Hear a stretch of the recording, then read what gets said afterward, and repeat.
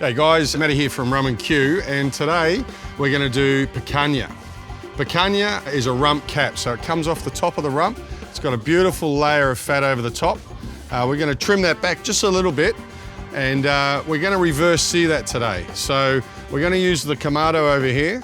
The Kamado is really versatile. It allows us to set it up while it's cold for direct and indirect cooking. So what that means is we're going to smoke it until we get a rare temperature, an internal temperature of about 120 Fahrenheit.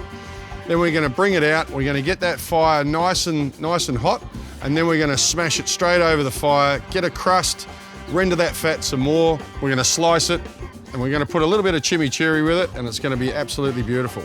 Now, the Kamado, in my opinion, is one of the most versatile pits out there. All right, you can cook everything from low and slow, hot and fast. You can do pizzas in it. It's got great heat retention, and it does run off the smell of an oily rag. Okay, so here's our picanha. Normally you'll have a nice coverage of fat, and I mean, to be fair, that's probably over a centimetre, if not 1.5 centimetres. So we will cut that down a little bit just to make it a bit more uniform. Underneath, what we will do, because this is going to be a relatively short cook, we will take this silver skin off, all right? Silver skin, if left on with certain cuts, gives you a little bit of a tough texture. So it's not that hard to take off. You just get your knife under it, follow it through one way, and come back the other way. Get rid of some of this fat underneath, back to the top. We'll just take a little bit of this fat off. We'll just try and even that up. I think by the time you finish this, you want about sort of half a centimetre left. Don't make any large cuts, just take your time, layer by layer. So that's the finished product. We're going to start with a rub on this side. All right, so today for the rub of choice, we're going to go for the Intensify. This is like a salt, pepper, garlic mix. It won't overpower the natural flavour. Traditionally, this is just done with salt and pepper, so I like to stick with something pretty simple. If you want to know how much rub to use with this, just use as much rub as what you would salt and pepper.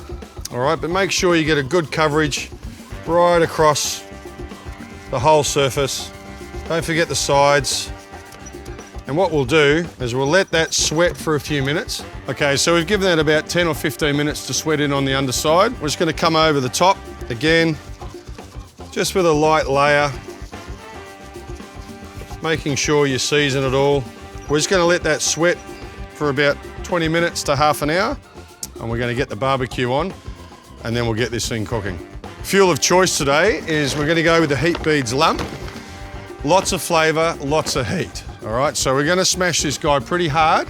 We're going to run it between 275 and 300 on the smoke, and then we're going to get it even hotter, and we're going to sear this thing. We're going to render that fat and make it beautiful and crispy. So speaking of smoke, today what we're going to use is a bit of pecan. So pecan's really savoury, got good savoury notes, a little bit of nuttiness to it, so it's going to lend itself really well to this cut of meat. Probably only use one or two. We don't want plumes of smoke, we just want that thin blue smoke. So be careful when you use smoking wood. You don't want big, puffy, powdery smoke, okay? You only want to just see a thin blue smoke.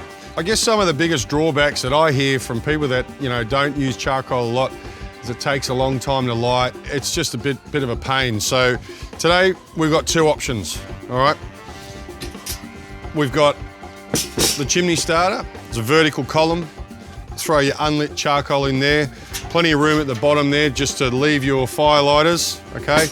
And then what's gonna happen is the fire lighters, obviously flame comes straight up, all right? It's gonna feed the bottom of this, this chimney starter, and then from there, all of the charcoal is gonna light. And it happens pretty quickly, to be fair. In about 15 minutes, you'll have flames out the top. We don't really have enough time for that today. So we're gonna switch to my favorite thing, which is the Fireboy. All right, this is an LPG torch. Gets really hot at this end too. It's got a trigger to make it even hotter, all right? But really easy to use. So we just turn it on there, flick it on, and then you can be away cooking in less than 5 minutes. Okay, so for today's cook, as I mentioned, we're gonna have an indirect and a direct side. So for our indirect, I'm going to cover this with foil, so it means that my next cook I won't have any grease or leftover oil from the previous cook. So get yourself some high quality foil, put it over the top, and then you can put it into place. Okay, so really easy to light this guy. We've got a pretty much empty bowl here. So in goes our lump. I'm actually going to put the lump more to the side where the direct grilling is going to happen. So what that means is I can set this up while it's all cold. I can set it up for what I need. And then when it comes time to move it from the indirect side to the direct side, I don't really have to do much at all in the way of touching hot grills or hot deflector plates.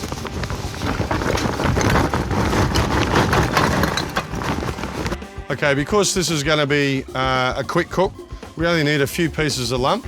So I'm going to put it on the left-hand side, get it started, and then we can get straight into it. All right, so just be a little bit careful with lump charcoal. It does tend to explode a little bit once you give it some high heat. So just be a little bit careful you're not on an expensive deck or you're not too close to it, because I've had this stuff in my eye before and it's not pretty.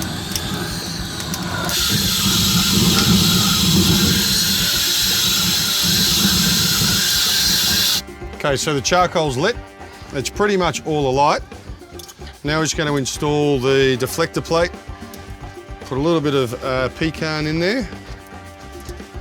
So one chunk's probably enough actually. I've got the charcoal on the left, so I'm going to put the deflector on the right. Now I am going to put this one down nice and low, so when I'm searing I have high heat, because I don't want it on there for very long. I just want to get the fat done nice and quick so I don't keep cooking the meat. So that goes down nice and low, and this system here allows for two different heights, so I'm going to put this one up nice and high, and that's pretty much set now. So we'll just lower the lid. I've got to open this vent wide open, and then I've got my top vent here to control the heat as well. So at the moment we're just going to leave it wide open, get some heat in there, and we'll come back in about 5 minutes and put the picanha straight on. Okay, so it's come up to about 300 Fahrenheit, which is our target. Pretty easy from here.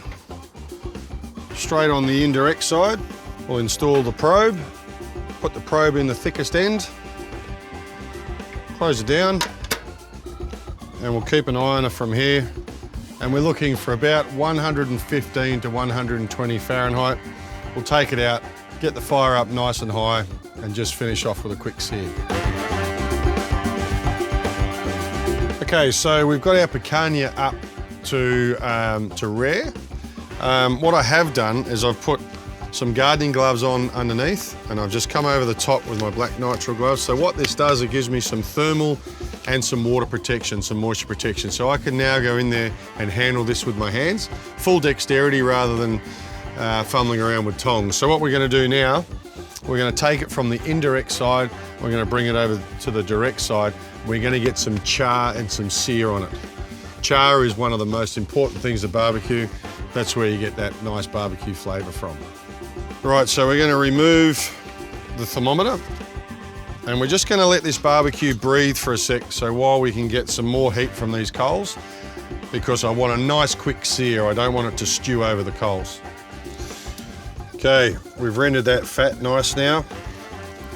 We've got a nice colour all over. So straight onto the grill. And we're just going to keep turning that just so we get like a consistent char across all the surfaces. Okay, so the sizzling's telling me that it's nearly ready to turn. We'll have a bit of a look at it. All right, so you've got to keep an eye on when we go fat side down, because that fat's pretty flammable. Okay, it's time for the fat. So when the fireworks start.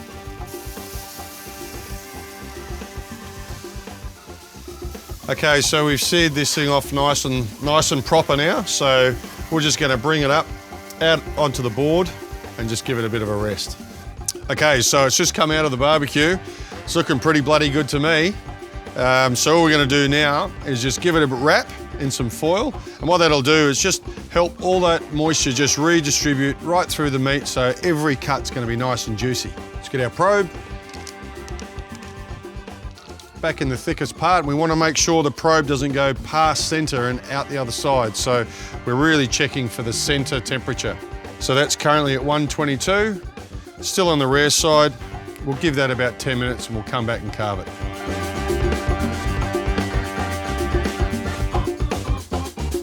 Okay, so we've had our picanha resting now for about 15 or 20 minutes. I'm pretty confident we've got moisture all the way through. Finishing temperature is just about 135, which is bang on medium, okay? So we're gonna take this out, we're gonna slice it with the grain, and then we're gonna slice it across the grain, and we're gonna enjoy this piece of meat right now.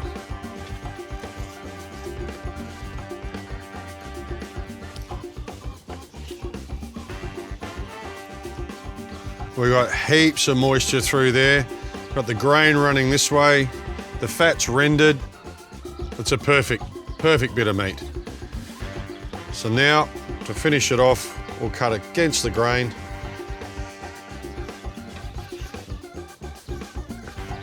I've got a nice little bit of chimichurri here. This really is something for the whole family to enjoy.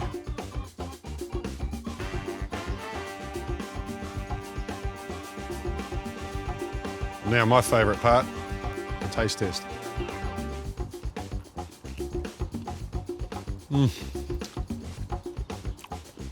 All in a day's work. Cheers.